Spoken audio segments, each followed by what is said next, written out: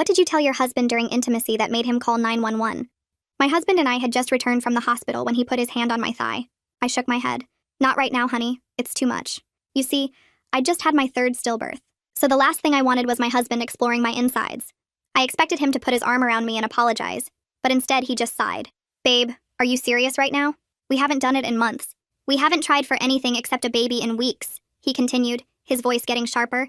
Stop being such a tease. You're giving me blue balls here. The tears were still wet on my face from crying about our third dead baby, and he was worried about his balls? I was too exhausted to fight, too broken to argue, so I just let him do whatever he wanted. As I lay there staring at the ceiling a minute later, my body feeling like a graveyard while my husband slept with a smile on his face, I was only thinking one thing. He'll never understand what this feels like, unless I make him so terrified during sex that he begs for help. He was sitting on the couch 4 weeks later when I came running back from the bathroom. Honey, I'm pregnant again! His eyes lit up like Christmas morning. Then came the bait. I whispered, and this time, I can't get enough of you. That first time we had intimacy, I'd prepared. I'd put a small weighted ball inside myself, the kind women use for exercises. Halfway through intimacy, I squeezed and made the ball press right against him. To him, it would feel like something inside me was touching him. He jumped. What was that? His face went pale. What was what, baby? I kept moving, playing dumb. He thought he'd felt the baby. I could see the fear starting in his eyes. The next encounter, I waited for the perfect moment. When he was deepest inside, I clenched hard and gasped. Oh my gosh, the baby just moved. He pulled out so fast he nearly fell off the bed. Please, he stammered. I can't. And then I said it, throwing his own words back at him. Don't be such a tease. You're giving me blue walls. He started showering immediately after, scrubbing like he could wash away what he'd felt. The next morning over breakfast, I casually mentioned, funny story, my friend Sarah. Her husband swore he could feel their baby during sex. She divorced him, and now everyone at his accounting firm calls him Kitty Fiddler. Can you imagine? I laughed like it was the most ridiculous thing while watching the color drain from his face. He pushed his eggs around, appetite gone. I knew I had him when he started making excuses to avoid intimacy. Headaches, early meetings, anything to avoid touching me. So I upped my game. I decided to mess with his mind even more. I'd hidden a speaker under our bed that played soft baby crying sounds. That night, while we were having sex, I secretly pressed play on my phone.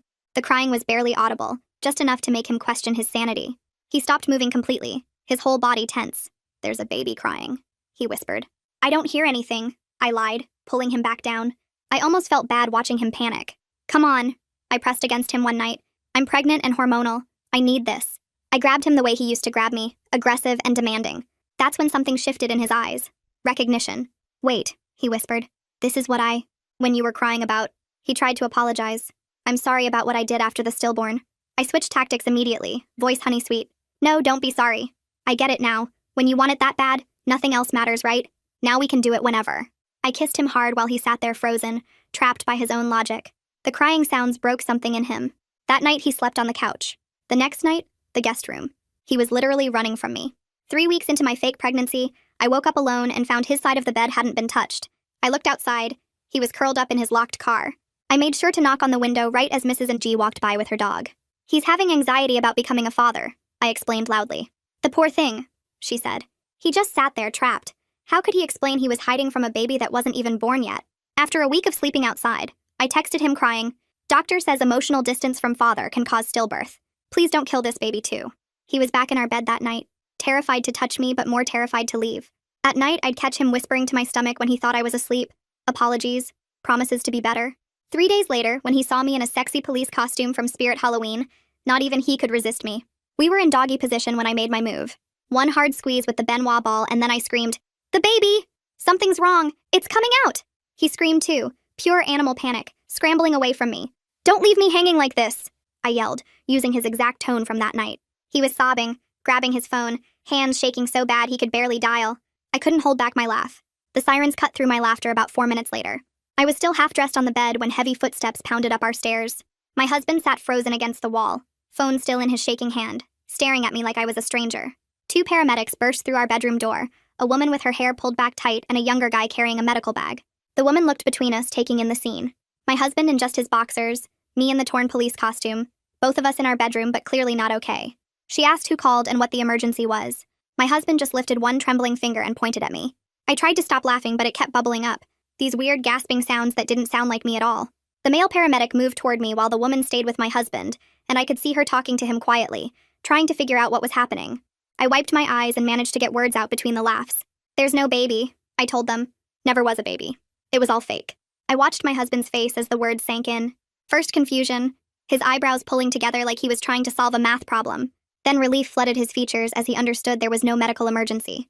But that relief lasted maybe 2 seconds before something else took over. Horror. Pure, dawning horror as he realized what I was actually telling him. That for 4 weeks, every time he thought he felt something during sex, every time he heard crying, every panic attack and sleepless night, it was me. I did it on purpose. I made him think he was touching a baby. The woman paramedic's hand moved to her radio on her shoulder. She asked very carefully if we were both safe here, if anyone was in danger. My husband made this choking sound and suddenly lurched off the bed. He stumbled toward our bathroom and I heard him hit his knees on the tile floor before he started throwing up. The sound was awful, these deep heaving noises like his body was trying to get rid of something it couldn't digest. The male paramedic followed him quick while the woman stayed with me. She guided me to sit on the edge of the bed, her movements gentle but firm. She asked me what happened tonight. Not angry, just careful, like she was talking to someone who might break. So I told her. About the 3 stillbirths, how each one felt like dying but I kept trying anyway because we wanted a baby so bad. About coming home from the hospital after the 3rd loss, still bleeding, still crying, and my husband putting his hand on my thigh. How he said I was being a tease when I said no. How he talked about his blue balls while tears were still wet on my face from losing our baby. The paramedic's face changed as I talked. Her professional concern shifted into something harder to read. She asked if I was currently pregnant and I said no. I faked it to make him feel what I felt, to make him understand what it's like when your body isn't your own anymore. She looked toward the bathroom where we could still hear my husband being sick, then back at me. She exchanged this long look with her partner who had come back from checking on my husband. I couldn't read what passed between them, but it made my stomach twist in a way that wasn't satisfaction anymore. More footsteps on the stairs, heavier this time. A police officer appeared in our bedroom doorway, a big guy with a mustache who looked tired. The woman paramedic spoke to him in a low voice while I sat there in my stupid costume feeling cold. The officer nodded and went into the bathroom. I heard him talking to my husband, gentle questions I couldn't make out. Then he came back and asked my husband to come with him to another room. My husband walked past me without looking, his face gray, and they went downstairs. About 10 minutes later, another woman arrived. She introduced herself as Faye Vaughn, a crisis counselor who responds to calls like this. She had kind eyes and sat down next to me on the bed. Not too close, but not far either. She asked me to walk her through the whole thing from the beginning. So I did.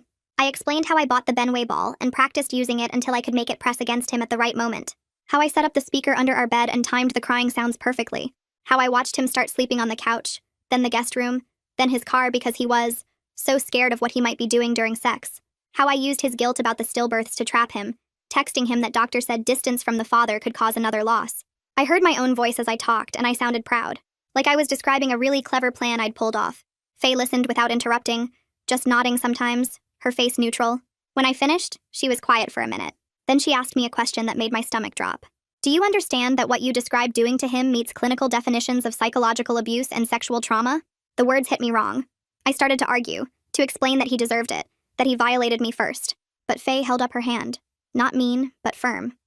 Both things can be true, she said. What he did to you was wrong, and what you did to him was also wrong. Those 2 facts can exist at the same time. Downstairs, I could hear my husband's voice talking to the officer. The walls in our house aren't that thick, and his voice carried when it got higher. He was describing the fake pregnancy, the ball I used, the crying sounds only he could hear. How I sent him that text about the doctor saying distance could kill the baby. How he slept in his car for a week because he was so terrified but also terrified to leave in case it caused another stillbirth. His voice broke when he talked about whispering apologies to my stomach at night, promising a baby that didn't exist that he'd be better. Something twisted in my gut listening to him. Not the good twist I'd felt when I was planning this. Not satisfaction.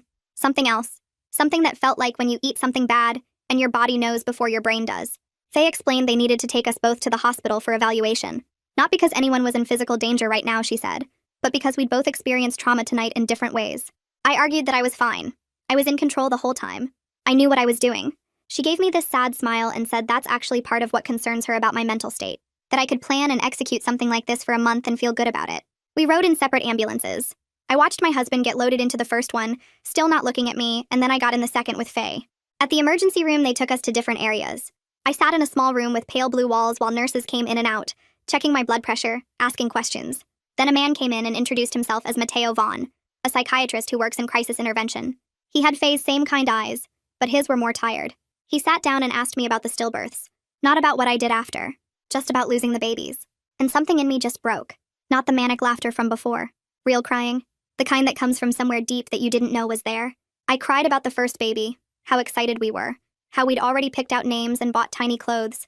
About the second one, How I was so scared the whole pregnancy and then it happened again anyway. About the third, how I couldn't believe my body had failed me again. How I felt like a graveyard that nothing could grow in. Mateo handed me tissues and waited until I could breathe again. Then he asked when I last processed the stillbirths with anyone. Like really talked about them, felt the grief, let myself be sad instead of angry. I realized I never did. After the third loss, I came home from the hospital and my husband wanted sex, and I went straight from that violation into planning revenge. I never sat with the grief. Never let myself feel how much it hurt. Mateo said grief that intense doesn't just disappear. It transforms into other things. Sometimes those things are love or art or helping others. And sometimes those things are destructive to ourselves and others. He said trauma can make us do things we never thought possible, can turn us into people we don't recognize. But that doesn't erase the harm we cause when we're in that state. Mateo leaves me with tissues and a nurse who checks my vitals one more time before telling me they're keeping me overnight for observation. Down the hall in a different examination room, my husband sits across from another doctor, a woman with gray hair pulled back tight. He's describing the weeks of terror, how it felt like something was pressing against him during sex, how he couldn't stop thinking about it even when he tried to avoid me. The doctor listens and takes notes, then asks him a question that makes him go silent. She wants to know if he understands that his wife experienced a similar violation when he coerced her after the stillbirth. My husband opens his mouth but nothing comes out. The doctor waits. He tries again and manages to say he never thought about it that way, that he was just trying to feel close to her, that he didn't realize. The doctor writes something down and tells him that intent doesn't erase impact, that his wife's body wasn't his to take just because they were married and grieving. My husband puts his head in his hands. They move us both to observation rooms around midnight, separate floors so we won't run into each other. I lie in the narrow hospital bed staring at the ceiling tiles with their little holes, counting them over and over because it's better than thinking. But I can't stop Faye's words from replaying in my head about psychological abuse. I keep trying to build my justifications back up. He violated me first. He deserved to feel scared. I was just making him understand what he put me through. But each time I repeat these thoughts, they feel thinner, like paper that's been folded and unfolded too many times until it starts to tear. A nurse comes in at 2 a.m. to check my blood pressure and asks if I need something to help me sleep. I say no because some part of me thinks I should stay awake with this discomfort, that I've earned it. After she leaves, I try the justifications again. He forced himself on me while I was crying about our dead baby. That's worse than what I did, isn't it? But the question mark at the end feels bigger each time. The morning nurse brings me breakfast that I don't touch, and then there's a knock on the door.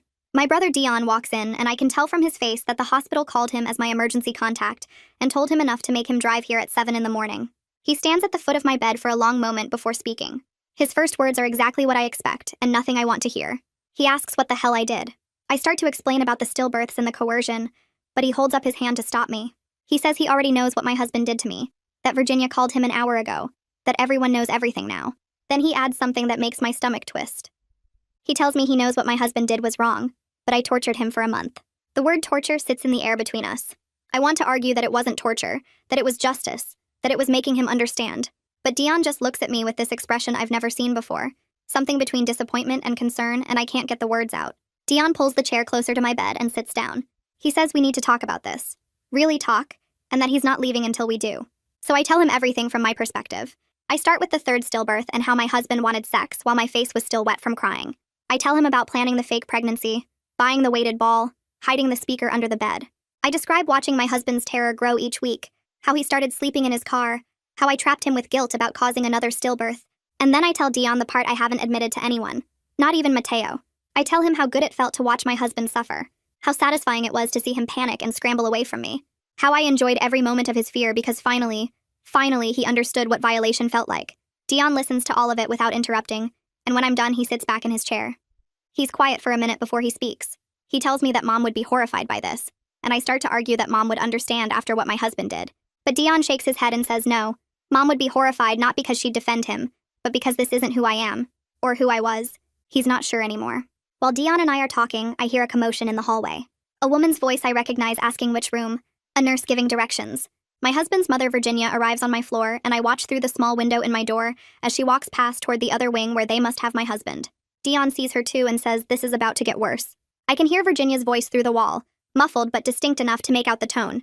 She's asking what happened, her voice high and worried. Then I hear my husband crying, actually sobbing, as he tells her his version of events. I can't make out his exact words, but I hear the rhythm of confession, the pauses where Virginia must be reacting.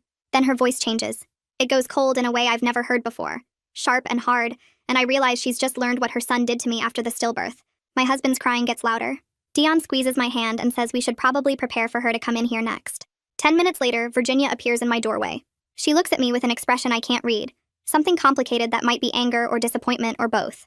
She comes in and stands at the foot of my bed, and Dion quietly excuses himself to give us privacy. Virginia speaks carefully, like she's thought about her words. She tells me that my husband explained what he did after my loss, and that she's ashamed of her son for that. She says she raised him better than to take what wasn't freely given, especially from someone he claimed to love while they were both grieving. I start to feel relief that she understands, that she's on my side. But then she pauses and her expression hardens. She adds that what I did to him, making him think he was molesting a baby, is something she never thought me capable of. She says she's known me for 8 years, and she would have sworn I wasn't the kind of person who could torture someone for weeks, who could enjoy watching them break. But now she doesn't know what to think about me. She doesn't know if the person she thought I was ever really existed. The hospital releases us both later that morning with a stack of paperwork and referrals to trauma therapists. A social worker explains that they strongly recommend we don't go home together immediately, that we both need time and space to process what happened. Dion steps forward and offers to let me stay with him. Virginia, who's been standing stiffly by the nurse's station, says my husband can come to her place. The social worker looks between the 4 of us and says that sounds like a good plan. My husband and I are both in the hallway now, about 15 feet apart, and we have to agree to this arrangement without looking at each other. I say okay. He says okay. The social worker makes us both promise we'll call the therapists on the referral list within 48 hours. We both promise. Then Dion puts his hand on my back and guides me toward the elevator, and I can feel Virginia doing the same thing with my husband in the opposite direction, and that's how we separate. No goodbye, no last words, just moving in opposite directions down a hospital hallway. Dion's apartment is small and neat, the kind of place where everything has a specific spot and nothing is out of place. He sets me up in his guest room, which is really just his office with a futon, and tells me to rest. I sleep for 14 hours straight. When I wake up, it's dark outside and Dion has left a sandwich on the nightstand. I eat it without tasting it and go back to sleep. The next day is the same. And the next? I spend 3 days mostly sleeping and staring at the wall when I'm awake, the manic energy that fueled my revenge completely gone. It's like someone pulled a plug and everything drained out, leaving me hollow and heavy at the same time. Dion brings me food and checks on me but doesn't push me to talk. He goes to work during the day and comes home at night, and I can feel his disappointment radiating from him even when he's being kind.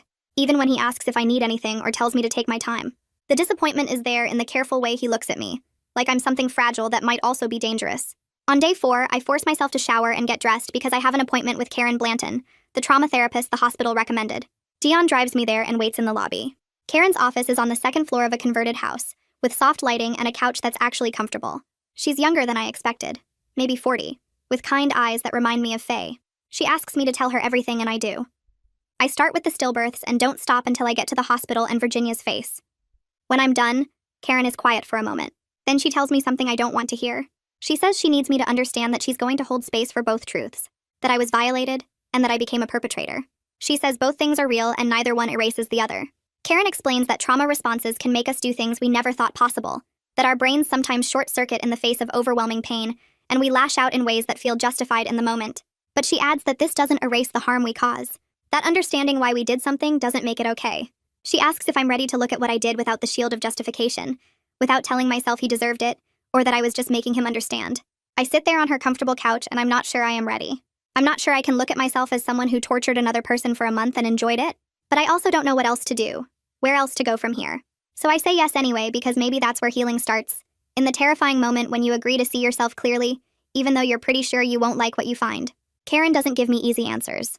She just nods and writes something down, and then looks at me with those kind eyes that somehow make me feel worse instead of better. 2 days later, Virginia calls me. Her voice sounds tired and older than I remember. She tells me my husband started seeing a therapist named Dr. Reed, and that he's having panic attacks bad enough that he had to leave work twice last week. She says he wakes up screaming some nights and won't tell her what the nightmares are about, but she knows. Part of me feels this rush of satisfaction hearing it. Like, yes, now he knows what it feels like to be scared in your own body. But right after that feeling comes this sick twist in my stomach because I'm the one who did that to him. I'm the reason a grown man is waking up screaming. At my next session with Karen, I tell her about both feelings, and she asks which one is stronger. I sit there trying to figure it out, and I can't. They're both there at the same time. The satisfaction and the sickness, and I don't know what that makes me. Karen leans forward and asks me something I wasn't ready for. She wants to know what I thought would happen after the revenge was complete. What did I imagine the outcome would be? I open my mouth to answer and realize I don't have one. I never thought past that moment of him calling 911 and me laughing. Never considered what comes after you spend a month making someone think they're doing something horrible. I just wanted him to feel what I felt, and I never looked beyond that moment of revelation. Karen writes something else down, and I wonder if she's noting how messed up that is, that I tortured someone without even thinking about what would happen next. The week crawls by at Dion's place. I sleep too much and eat too little and watch TV shows I don't actually see. Then my phone buzzes during a therapy session. It's a text from my husband. Just 4 words. Can we talk, please? I stare at it for a full minute before showing it to Karen. She asks if I'm ready to face him. I tell her I don't know, but we probably have to eventually since we're still married and own a house together and can't just pretend the other person doesn't exist forever. She asks if I want to respond now or wait. I type back yes and suggest a coffee shop near Dion's apartment, and we agree on Saturday at 2. Both our therapists know about the meeting. Karen makes me promise to call her right after. Saturday comes and I get to the coffee shop 10 minutes early. My husband is already there. He looks terrible. There are dark circles under his eyes so deep they look like bruises. His hair needs cutting and his shirt is wrinkled like he slept in it. I probably look just as bad. We sit down across from each other at a small table by the window and neither of us knows how to start. I order a coffee I don't want just to have something to do with my hands. He already has one in front of him that's clearly gone cold. We sit there for what feels like an hour but is probably only a few minutes. Finally, he takes a breath and starts talking. He tells me he's sorry for what he did after the stillbirth, that he was selfish and cruel and violated me. The words sound rehearsed like he practiced them with Dr. Reed. Then he stops and his face does this thing, this crumpling, and he tries to add something else. Something about what I did to him, about making him think he was touching. He can't finish the sentence. His whole body starts shaking and he has to put his hands flat on the table to steady them. I feel this huge urge to defend myself, to list every single thing he did wrong first, to explain why he deserved what I did. But instead, what comes out of my mouth is different. I hear myself say I know what I did was wrong and I can't take it back. The words feel strange and foreign, like they're in a different language. Because part of me still doesn't fully believe them. Part of me still wants to insist he deserved every second of terror I put him through. We sit in silence after that. It's not a comfortable silence. It's heavy and full of all the things we can't say. The coffee shop has other people in it. Normal people having normal conversations, and we're just sitting here with all this damage between us. Then he asks me something that hits harder than I expect. He wants to know if I ever actually grieved the babies, or if I just went straight into planning my revenge. The question makes my chest tight, because the answer is no. I never let myself fully grieve. I took all that pain and loss and just channeled it straight into rage, turned it into something I could use instead of something I had to feel. I tell him that. I tell him about the grief I've been avoiding, and he tells me about the nightmares he's having now. How he dreams he's hurting something small and helpless, and wakes up unable to breathe. We're both crying in this coffee shop. The barista keeps glancing over, looking concerned but not sure if she should intervene. We just sit there with our untouched drinks getting colder. 2 people who destroyed each other trying to figure out what's left. If there's anything left. After a while, we both run out of tears and just sit there empty. We decide we can't make any big decisions yet. That we both need more therapy before we can even think about whether our marriage is salvageable, or if we're just going to be 2 people who share a mortgage and a history of mutual destruction. He'll stay at his mother's place. I'll stay with Dion. We'll both keep working with our individual therapists for now. Maybe eventually we'll try couples therapy, but neither of us is ready for that yet. We leave the coffee shop separately. He goes first, and I wait 5 minutes before leaving. Like we can't even walk out the door at the same time without it being too much. In my next session with Karen, I admit that seeing my husband's genuine trauma made me feel guilty in a way I wasn't prepared for. Not the abstract guilt of knowing I did something wrong, but the real concrete guilt of seeing exactly what I did to another human being. She asks what I'm most afraid of. I tell her I'm afraid that if I fully accept what I did was wrong, then I'll have to see myself as a bad person. That I'll have to give up the version of the story where I was just making things fair, where I was the righteous victim getting justified revenge. Karen asks me if I think people are simply good or bad, or if maybe we're all more complicated than that. I sit with that question for a long time before answering. Karen waits, not pushing, just letting me think. Finally, I tell her maybe I need to learn how to be both things at once, the person who got hurt and the person who hurt back. She nods and says that's exactly the work, learning to hold both truths without letting either one erase the other. She explains that I can admit I caused real damage while still being human, still being someone who deserves healing. The idea feels weird in my head, like trying to believe 2 opposite things at the same time. But she says that's what complex means, that I was a victim, and I became someone who did bad things, and both of those are true. She tells me the goal isn't to pick one story and stick with it, it's to accept that I'm more complicated than any single story. I leave her office feeling tired in a way that has nothing to do with my body. 3 days later, Virginia calls me. She says my husband's therapist wants him to join a support group for men who've been through sexual stuff, but he won't go. He keeps saying his situation doesn't count because he's a man and because he thinks he deserved what happened to him. Virginia sounds frustrated when she tells me this, like she wants to shake some sense into him but doesn't know how. I understand his resistance better than I want to admit. I spent weeks after that night telling myself what he did didn't really count as violation because we were married, because technically I let him, because I didn't fight back. I convinced myself that married people can't really violate each other, that consent doesn't work the same way when you share a bed every night. Now I'm hearing that he's doing the same thing in reverse, telling himself that psychological torture doesn't count as real trauma because he's male, because he thinks he had it coming, because admitting he's hurt means admitting he's weak. Virginia asks if I think I could talk to him about it, and I tell her I don't know if that would help or make things worse. She says she'll keep trying with him, and we hang up. The next morning, I'm making coffee at Dion's place when he comes into the kitchen and asks what I'm planning to do long-term about my marriage. The question catches me off guard because I've been so focused on just getting through each day that I haven't thought about months or years from now. I pour my coffee slowly, buying time to think, and then I tell him honestly that I don't know if I can forgive my husband for what he did that night after the stillbirth. Dion leans against the counter and asks if I think my husband can forgive me for the psychological torture, and the question hits me like cold water. I realize I haven't even considered that question. Haven't thought about whether he needs to forgive me or whether I need him to. I've been so stuck in my own hurt and anger that I never stop to wonder if he's sitting at his mom's place thinking the same things about me. Dion watches me process this and then says we both need to figure out if we're trying to save the marriage or just trying to survive what happened. I don't have an answer for him. At my next session with Karen, I tell her about Dion's question and about realizing I never thought about my husband needing to forgive me. She listens and then suggests that maybe my husband and I should see a couples therapist together, in addition to our individual work. The idea makes my stomach tight. Sitting in a room with my husband while someone examines what we did to each other sounds like the worst thing I can imagine. But Karen explains that we can't really move forward, either together or apart, without facing each other and talking about everything that happened. She says individual therapy is helping us both understand ourselves, but couples therapy would help us understand what happened between us. I tell her I'll think about it, even though thinking about it makes me want to throw up. 2 days later, I need to go back to the house to get more of my stuff.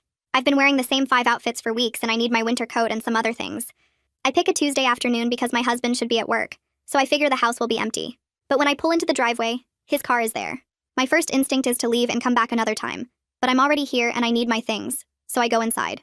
He's in the bedroom, packing stuff into a box, and we both freeze when we see each other. For a long moment, we just stare, and then he asks if he can say something.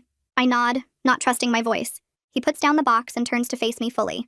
He tells me he's been thinking about the moment I started laughing, when he realized everything was fake, and he says he understands now what it felt like for me that night when he pressured me. His voice gets rough, and he says he gets it now. That feeling of your body not being your own, of being trapped by someone who's supposed to care about you. Then his voice breaks completely, and he adds that he's sorry he made me feel that way, that he was selfish and cruel, and he wishes he could take it back. I watch tears run down his face and something in my chest cracks open. I tell him I'm sorry I made him think he was hurting a baby, that I used his fear to torture him, that I took his guilt and twisted it into a weapon. My voice shakes as I say it because part of me still thinks he deserved every second of what I did to him, but another part knows that thinking doesn't make it okay. We stand in our living room, the same room where so much of this happened, and we both cry. It's the first time we've cried together since the 3rd stillbirth, the first time we've shared grief instead of using it against each other. I sit down on the couch because my legs feel weak, and he sits on the other end, keeping distance between us but being in the same space for the first time in weeks. After a while, I tell him about Karen's suggestion for couples therapy. He wipes his face and says his therapist mentioned the same thing. We talk about whether we're ready for that, whether it would help or just make everything worse, and finally we agree to try. He knows a therapist named Rainer who works with couples dealing with trauma, and I say, okay, let's call him. We sit there a little longer, not talking, just existing in the same room without hurting each other, and it feels fragile, but real. Our first session with Rainer is the following week. His office is small and warm, with 2 couches facing each other and his chair at the side. My husband and I sit on different couches, as far apart as we can get while still being in the same room. Rainer introduces himself and explains how couples therapy works, and then he asks us to start by each describing what happened without interrupting each other. The room goes quiet. Neither of us wants to go first. Finally, my husband volunteers and I brace myself. Hearing him describe those weeks from his perspective makes me feel sick. He talks about the growing terror, the confusion of feeling something touch him during sex and not knowing what it was. He describes lying awake at night convinced he was hurting a baby, the shame of it eating at him. He tells Rainer about sleeping in his car because he couldn't stand being near me but couldn't leave because he thought leaving would kill the baby. His voice shakes when he talks about hearing the crying sounds and thinking he was losing his mind. He describes the moment I screamed that the baby was coming out, the pure panic, the way his hands shook so bad he could barely dial 911, and then the laughter, realizing everything was fake, understanding that I'd been playing him the whole time. I did all of that to him on purpose. I planned it and carried it out and watched him suffer, and hearing it from his mouth makes it real in a way it wasn't before. When it's my turn, I describe the stillbirths, all 3 of them, the grief that kept building with nowhere to go. I tell Rainer about coming home from the hospital after the 3rd loss, my body still aching, tears still wet on my face. I describe my husband putting his hand on my thigh, me saying no, and then him complaining about blue balls while I was crying about our dead baby. I explain how he pressured me into sex that night, how I lay there staring at the ceiling feeling like a graveyard while he fell asleep satisfied. I watch my husband's face as I talk, really seeing him hear this for the first time, understanding how violated I felt. His face goes pale and he puts his head in his hands. Rainer lets the silence sit for a moment, and then he points out that we've both been so focused on our own pain that we haven't fully absorbed what we inflicted on each other. He says we've both been victims and we've both been perpetrators, and until we can hold both of those truths at the same time, we can't move forward. The session ends with both of us exhausted and raw, but something has shifted. We've finally heard each other. We walk out of Rayner's office together and neither of us heads toward our separate cars. My husband leans against his sedan in the parking lot and I stand a few feet away, both of us too drained to leave but not ready to be apart yet. He stares at the asphalt and kicks a loose pebble. I watch him do it 3 times before he finally speaks and tells me he hasn't been able to get hard since that night, that every time he even thinks about sex, his body just shuts down completely. His voice cracks when he says it, and I realize I broke something in him that might not come back. I feel this sick twist in my stomach because I wanted him to understand how violated I felt, but I didn't mean to. I don't know what I meant actually. We stand there for another 40 minutes just talking about things we've never said out loud before, and when we finally get in our cars, I sit in mine for 10 minutes watching him drive away.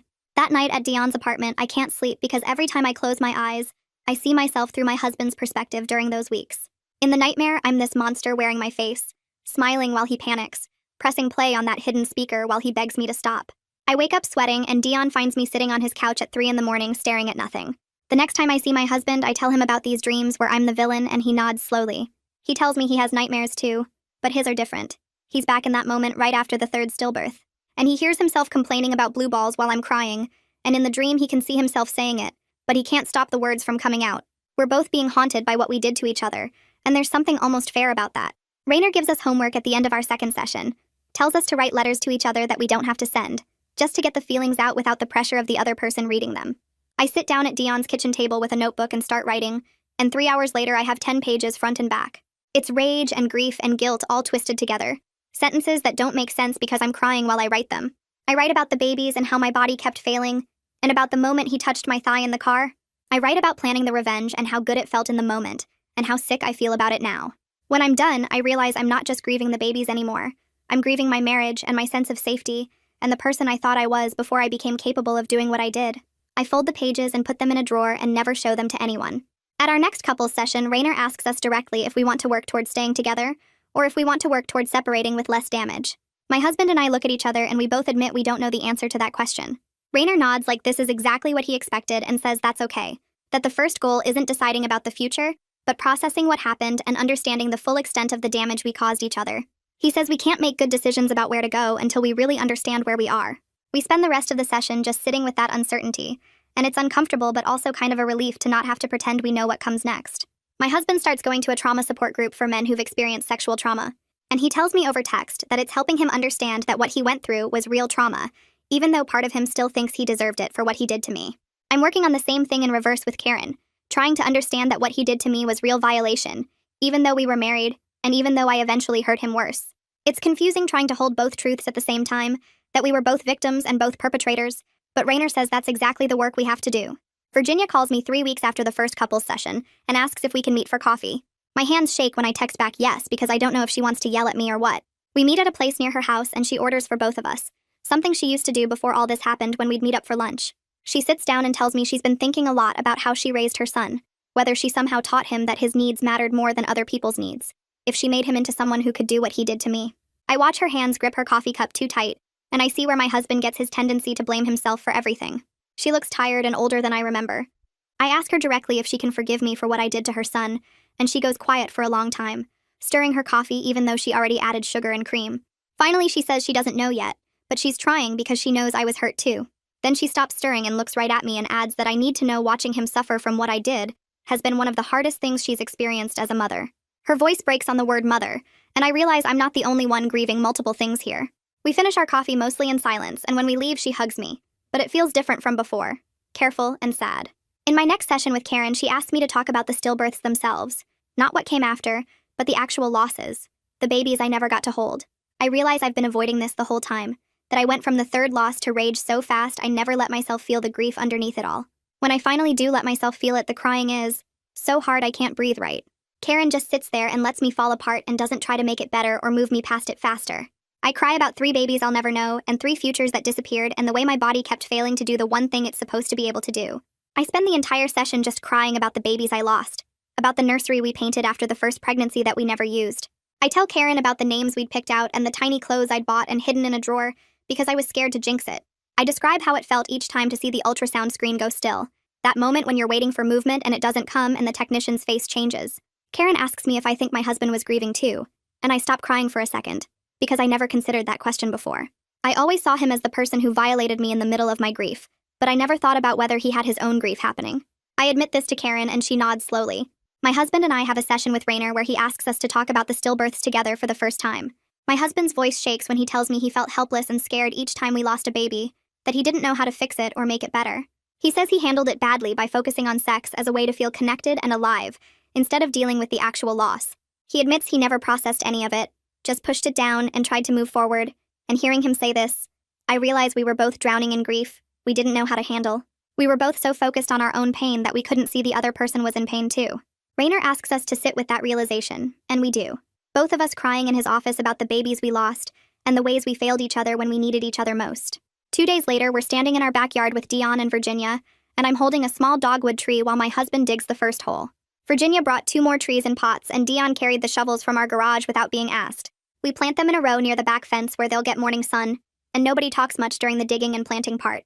When all 3 trees are in the ground, my husband pours water around the roots while I stand there trying to figure out what to say about babies who never got names. Virginia goes first, her voice shaking as she talks about the grandchildren she never got to meet, how she bought a rocking chair after the first pregnancy that's still sitting unused in her attic. Dion says something about how he would have been a good uncle, how he'd already picked out books he wanted to read to them. My husband's turn comes and he kneels by the middle tree, touching the trunk like it's fragile, and he apologizes to the babies for not being a better father even before they were born, for not protecting me or them the way he should have. I'm last, and I can barely get words out. Just manage to say I'm sorry their mother's body couldn't keep them safe, that I hope wherever they are, it's better than here.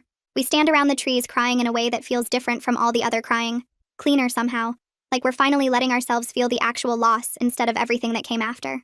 Virginia hugs me before she leaves, and Dion squeezes my shoulder, and then it's just me and my husband standing by 3 small trees that might actually grow. Later that evening, we sit on the back porch with beers. Neither of us is really drinking, and he asks if I think we can ever have a normal marriage again. I tell him I don't know what normal means for us anymore, that the marriage we had before feels like it belonged to different people. He nods and stares at his beer bottle, picking at the label, and asks if I think we can build something better than what we had. I say maybe, if we're both willing to be honest about what we're capable of when we're hurt. The sun sets while we sit there not talking, just existing in the same space without fear or anger for the first time in months. Our next session with Rainer happens 3 days after the memorial, and he asks how it felt to grieve together. My husband describes the relief of finally acknowledging the losses out loud, and I talk about how strange it was to cry with Virginia and Dion watching. Rainer leans forward and says something that makes us both go quiet. He explains that we might need to grieve our old marriage too, that even if we stay together, we can't go back to who we were before all this happened. The marriage where I trusted him completely died when he coerced me after the stillbirth. The marriage where he felt safe with me died when I tortured him with the fake pregnancy. Rainer says we're trying to resurrect something that's already gone, and maybe we need to let it die so we can build something new. My husband asks what that even means. Building something new, and Rainer says that's what we need to figure out together. The following week, we spend an entire session talking about what a new marriage between us might look like. Rainer asks us to imagine a relationship built on complete honesty about what we're both capable of when hurt, where we know each other's worst moments and choose to stay anyway. My husband says that sounds scary, knowing we could hurt each other again that badly. I admit I'm scared of being that open with him, of trusting him with my real feelings after what he did. Rainer nods and says that's actually where real closeness lives, in the scary truth of knowing each other fully, not in pretending we're better than we are. We leave that session with homework to write down what we'd need from each other to feel safe again, and I spend 3 days staring at a blank page before I can write anything. My next individual session with Karen starts with her asking how I'm feeling about the memorial and the couple's therapy work. I tell her about Rainer's idea of grieving the old marriage, and then I say something I haven't admitted to anyone. I tell her that part of me enjoyed hurting my husband, that the revenge felt good in the moment, that watching him suffer gave me satisfaction I'm ashamed of now. Karen doesn't look shocked or disappointed, just asks if I can accept that about myself and still choose to be better. I say I'm trying to learn how, trying to hold both truths at once, that I was hurt badly and that I hurt him badly back. She asks if I think I'm capable of that kind of cruelty again, if I'm wounded enough, and I have to say yes, I think I am, and that scares me more than almost anything else about this whole situation. The next couples session, my husband admits something similar. He tells Rainer he's been struggling with resentment, that sometimes he wants to hurt me back for what I did to him during the fake pregnancy. Rainer asks if he can see how that impulse is exactly what started this whole cycle, how his coercion led to my revenge, which led to his trauma, which led to his desire for revenge. My husband goes very still and then nods slowly, understanding spreading across his face that revenge just creates more damage, that we could keep hurting each other forever if we don't stop the cycle. Rainer asks us both if we're willing to choose not to hurt each other again, even when we're angry or scared, and we both say yes, but neither of us sounds completely sure.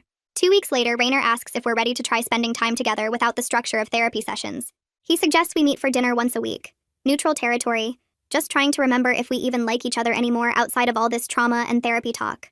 My husband and I look at each other across Rainer's office and agree to try it, picking a restaurant halfway between Dion's place and Virginia's house where we've been staying. Rainer reminds us that the goal isn't to process or analyze, just to be together and see what that feels like now. Our first dinner happens on a Thursday night at an Italian place we've never been to before. We sit across from each other studying menus and everything feels awkward and careful. I start to mention the memorial and he starts to mention therapy and we both stop mid-sentence and laugh at ourselves. He tries asking about my work, and I try asking about his mother's house, and we keep circling around normal topics like we're learning a new language. The waiter brings bread and we both reach for the same piece and pull back and then laugh again. By the time our food comes, we're talking about a movie he watched at Virginia's and a book Dion recommended to me, and it feels almost easy. When he tells a joke about the movie and I actually laugh, really laugh, not the manic laughter from the 9/11 night but genuine amusement, we both stop and stare at each other. It's the first real laugh we've shared since before the third stillbirth, and we sit there recognizing what just happened, this tiny moment of actual connection. A few days after our dinner, Virginia calls my husband and tells him she thinks he needs to really consider whether he can forgive me and rebuild trust. She loves us both, but she's his mother first, and she needs to know he's not just staying because he feels guilty or obligated. Around the same time, Dion pulls me aside at his apartment and says basically the same thing from the other direction, asking if I can truly forgive my husband, or if I'm just going through the motions. They're both being protective in their own ways, and I appreciate that they're not just pushing us back together for the sake of staying married or avoiding divorce. They want us to be sure this is what we actually want, not what we think we should do. 3 months after the 911 call, my husband and I sit in Rainer's office for what feels like a turning point session. Rainer asks directly if we want to try to rebuild our marriage, and we both say yes at the same time, and then we both admit we're scared. He asks what we're most afraid of, and my husband says he's afraid we'll hurt each other again, because now we know exactly how. I say the same thing, that we've both shown each other our worst selves, and now we have that knowledge, that power to destroy each other if we choose to use it. Rainer nods and says that's actually progress, that we're going into this with our eyes open instead of blind trust, that we know the risks and we're choosing each other anyway. My husband reaches across the space between our chairs and holds out his hand, and I take it, and we sit there holding hands in Rainer's office while he talks about the work ahead of us, and for the first time in months, I feel something like hope. Rainer sees us holding hands and leans forward in his chair. He pulls out a blank sheet of paper and asks if we're ready to create some actual agreements about how we'll move forward. We both nod and he starts writing as we talk through what we need. First agreement is we both keep seeing him for couples therapy every week. No skipping sessions even when things feel better. Second is we each stay in our individual therapy because we both have separate trauma to work through. Third is the big one. If either of us feels violated or trapped or even just uncomfortable, we speak up right away instead of letting it build. My husband squeezes my hand when Rainer writes that one down, and I squeeze back because we both know that's where everything went wrong before. Rainer makes us each sign the paper like it's a real contract, and then he gives us each a copy to keep. The next session we have a week later, we tell Rainer we want to try moving back into our house together. He asks what that would look like, and we've already talked about it. We want separate bedrooms for now. My husband admits he's relieved because he's still having panic attacks about sex, and the idea of sharing a bed makes him feel sick. I tell Rainer I'm relieved too because I'm not ready to be that vulnerable with him, to trust him with my body again after everything. Rainer says that's actually healthy, that we're being honest about our limitations instead of forcing intimacy we're not ready for. We spend the session planning out practical stuff like who gets which bedroom and how we'll handle shared spaces. Moving back in feels weird from the first moment. We're like roommates who are being really careful not to upset each other. The first night I cook dinner and he sets the table and we eat across from each other making small talk about work. After dinner we watch TV but we sit on opposite ends of the couch with a whole cushion between us. When bedtime comes we say goodnight in the hallway and go into our separate rooms, and I hear his door close and lock. The next few weeks follow the same pattern. Careful conversations about safe topics, cooking meals together but not touching, existing in the same space but maintaining distance. Sometimes I catch him looking at me like he's trying to figure out if I'm the same person he married, and I'm doing the same thing with him. We're learning each other again, but this time we're seeing the full picture, not just the good parts we wanted to see before. One night we're doing dishes together and our hands touch in the soapy water and we both pull back fast like we got burned. Then we laugh at ourselves for being so jumpy and it breaks some of the tension. After that, things get a little easier. We can be in the same room without it feeling like we're walking on glass. 4 months after the 911 call, we have a session where Rainer asks us to talk about what progress we've made. My husband goes first and says he's learned to recognize his entitlement and selfishness, how he put his needs above mine when I was grieving. He says he's working on being better than that, on actually considering how his actions affect me. When it's my turn, I tell Rainer I've learned I'm capable of real cruelty when I'm hurt, that I can plan and execute something truly terrible if I feel justified. I say I'm working on dealing with pain in ways that don't destroy other people. Rainer nods and says we're both acknowledging our worst moments instead of making excuses, and that's real progress. Then he asks if we've thought about the future, about whether we might want to try for another baby someday. The question makes us both go quiet, and we look at each other across the office. My husband says he's not ready to even think about that yet, and I agree immediately. Rainer says that's actually healthy, that we need to heal ourselves and fix our marriage before we can think about bringing a kid into it. We agree to table that whole discussion for at least a year, maybe longer. On the drive home from that session, my husband asks if I think we'll ever be normal again. I tell him I don't think we can go back to what we were before, but maybe we can build something different. He says different might be better than what we had since what we had led to all of this. We're not fixed and we're not the same people we were before all this happened. Some days are good and we actually laugh together and enjoy each other's company. Other days are hard and we both have nightmares or moments where the resentment comes back. He still has panic attacks sometimes and I still have days where I'm so angry at him I can barely look at his face. But we're choosing each other anyway, with full knowledge of what we're both capable of when we're hurt and scared. We know exactly how much damage we can do to each other, and we're choosing to try not to do it again. Somehow that feels more real than the trust we had before, when we thought we knew each other, but really we were just seeing what we wanted to see. Now we see everything, the good and the terrible, and we're still here trying to figure out how to be married to each other. It's not a happy ending, because we're not at an ending at all. We're somewhere in the middle of learning how to build something new from the ruins of what we destroyed.